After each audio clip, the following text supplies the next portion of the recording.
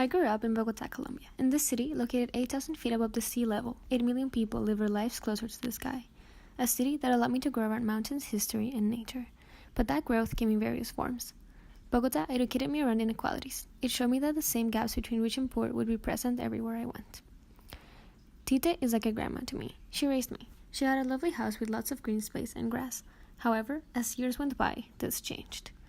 I left the country in 2016 to travel the world for a year. I went to several countries and engaged with various cultures.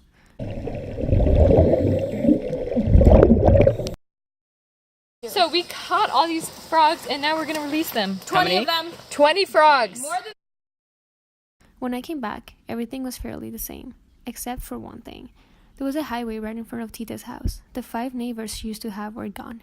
Instead of community, I saw an isolated house with a small green patch beside it. I understood that what they meant by development had to be wrong. I understood that these projects didn't benefit the community directly involved. Most of these projects were imposed without consent, offering just a ridiculous monetary compensation. And they weren't just projects, it was a system. An ongoing set of policies that were made to show, on a greater scale, that development is happening, that we invest well, that we care. But care for whom? Precisely because of Tita's story and the many scenarios I witnessed when traveling the world, I decided to study international development.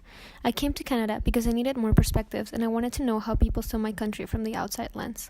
I started to understand the relations of power and the forces driving the inequalities I encountered. Thus, I was able to understand my place as a student and individual, a citizen of Colombia, and ultimately the world. I started to complement my introspective reflections with more experience, thought, and ideas, and I started to acknowledge something else. Development per se wasn't to blame. It wasn't the idea of moving forward that was taking away the green fields.